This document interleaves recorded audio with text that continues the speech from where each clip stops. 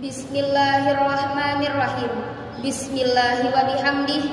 Assalamualaikum warahmatullahi wabarakatuh.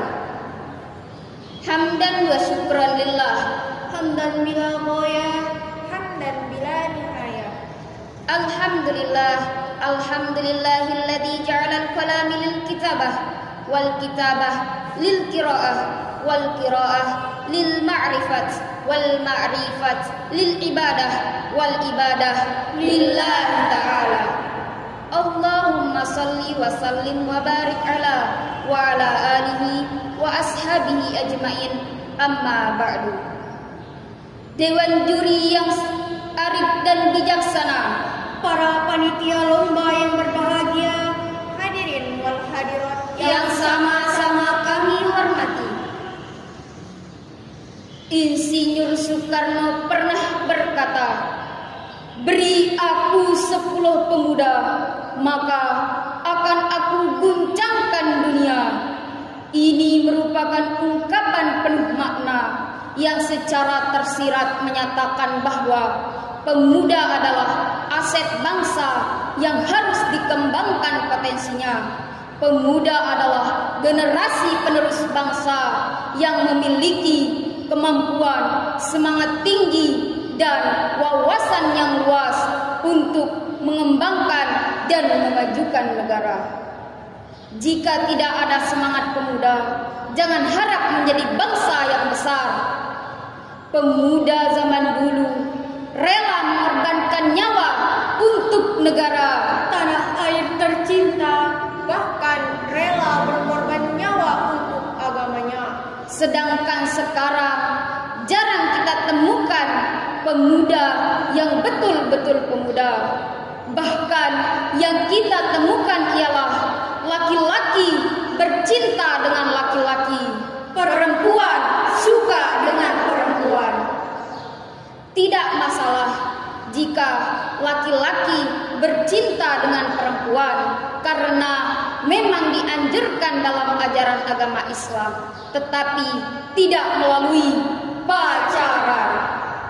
Karena pacaran hanya menjerumuskan kita ke lubang kemaksiatan, sehingga main perasaan secara berlebihan, Melakukan perzinahan, berpegangan tangan, bahkan saling berciuman, layaknya manusia yang hilang rasa malunya. Pergaulan bebas yang menyebabkan salah pilih teman, salah pilih tongkrongan, sehingga menghasilkan pemuda-pemudi yang tidak berguna, miskin akan akhlak, miskin mental, miskin sopan santun, bahkan miskin iman. Karena kita hanya memikirkan enaknya saja, tetapi tidak memikirkan balasannya. Oleh karenanya kita lebih mudah melakukan dosa daripada melakukan pahala. Na'udzubillahi min zalik. Sulitnya menjadi remaja yang hidup di zaman modern seperti ini menjadi tantangan tersendiri bagi kita semua. Ketika rajin sholat ke masjid dianggap orang punya hutang melilit. Rajin datang ke pengajian Dianggap cuma mau pamer berlian. Ada ulama lewat mau salim, Dibilangnya so alim, berpenampilan rapi, pakai serban, pakai gamis, justru dianggapnya teroris. sehingga banyak pemuda yang lebih menang gengsinya daripada mengikuti ajaran agamanya. Lantas, bagaimana seharusnya sikap kita menghadapi para pemuda di zaman modern seperti ini? Oleh karenanya hadirin, terketuk hati kami bertiga untuk menyampaikan syarahan Al-Quran yang berjudul Pemuda dan Tantangan Zaman Modern. Sebagai rujukan dalam firman Allah, Quran Surat Al-Kahfi ayat 13 sebagai berikut.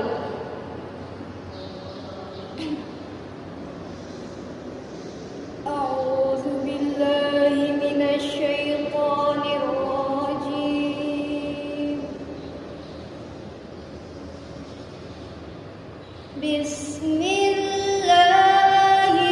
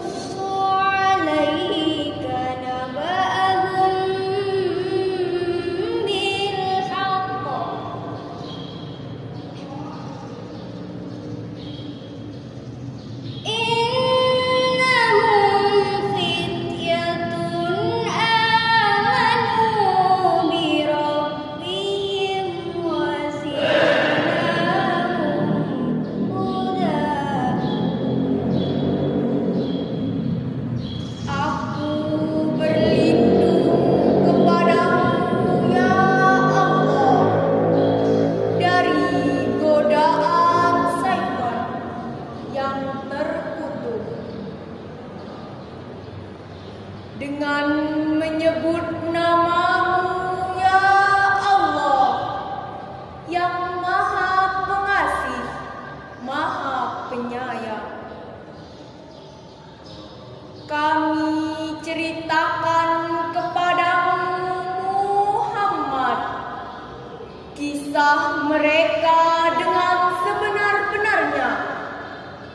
Sesungguhnya mereka adalah pemuda-pemuda yang beriman kepada Rabb-Nya, dan kami tambahkan petunjuk bagi mereka. Dalam tafsir Jalalain karya Imam Jalaluddin Al-Mahalli dan Imam Jalaluddin Asyuti diterjemahkan oleh Bahrul Abu Bakar, jilid 3 halaman 1191, menunjukkan bahwa hidayah Allah Subhanahu wa taala bertingkat-tingkat dan bermacam-macam, lagi tidak terbatas. Mereka yang telah memperoleh hidayah masih dapat memperoleh tambahan, yakni Allah Subhanahu wa taala menetapkan keimanan mereka dengan menjauhkan diri dari kemewahan duniawi. Tafsir kedua Al-Maraghi karya Ahmad Mustafa Al-Maraghi diterjemahkan oleh Bahrul Abu Bakar halaman 245 mengemukakan bahwa mereka adalah pemuda yang beriman kepada Rabb-Nya. Kemudian Allah menambahkan petunjuk kepada mereka dengan menguatkan hati. Oleh karenanya hadirin, dalam ayat tersebut mereka adalah pemuda yang beriman, yang teramat sadar bahwa masa muda adalah masa berkumpulnya dua kekuatan, yaitu kekuatan fikriyah dan jasadiah. Kekuatan fikriyah mencakup pemikiran, berpikir sebelum bertindak agar tidak ada keraguan hati dalam menjalankan segala hal. Sedangkan kekuatan jasadiah mencakup fisik, kekuatan tubuh untuk melakukan kebaikan. Sehingga alangkah naif dan bodohnya bila dua potensi ini ditinggalkan berlalu tanpa makna yang berarti. Pelajaran pentingnya adalah pemuda dan iman. Hadirin, tanpa iman tertanam kuat dalam diri seorang pemuda, negara ini akan berantakan jika pemudanya rusak. Jangan harap menjadi bangsa yang besar. Sehubung dengan itu, Allah sendiri telah memerintahkan kepada kita agar tidak lengah dalam memilih generasi yang kuat dalam segala sisi. Kuat iman, kuat ekonomi, kuat ilmu, patuh kepada sesama, santun berkomunikasi, dan bijak dalam mengambil solusi. Sehubung dengan itu, Rasulullah Shallallahu Alaihi Wasallam bersabda, Qala Rasulullah Shallallahu Alaihi Wasallam li rajulin wa huwa ya'izu, igtanim khamsan qabla khamsin, syababaka qabla haramika, wa sihataka qabla saqamika, wa ghinaka qabla fakrika, wa faragaka qabla suglika, wa hayataka qabla mautika. Rawahul Hakim. Rasulullah Sallallahu Alaihi Wasallam bersabda, pergunakanlah 5 perkara sebelum datang 5 perkara. Masa mudamu sebelum datang masa tuamu, masa sehatmu sebelum datang masa sakitmu, masa kayamu sebelum datang masa miskinmu, masa senggangmu sebelum datang masa sibukmu, dan masa hidupmu sebelum datang masa matimu. Berdasarkan ayat dan hadis yang telah kami jabarkan tadi, kita dapat mengambil kesimpulannya. Yang pertama, berdasarkan Quran surat Al-Kahfi ayat 13 tadi, pemuda di zaman modern hendaknya menguatkan keimanannya dengan cara menjauhkan diri dari kemewahan duniawi.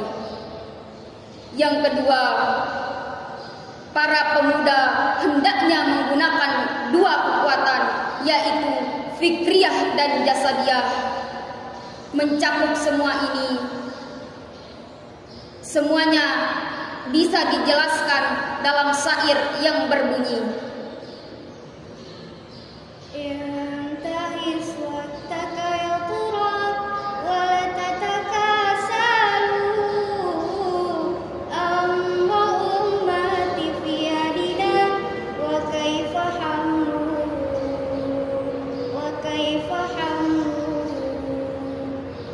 Intahis waktaka ya turab wala tatakasalu amra ummati fi yadina wa kaifa hamluhu irfa yadak harik rijlaka imshi fi tariqillah la quwata lana indana illa anta rabbuna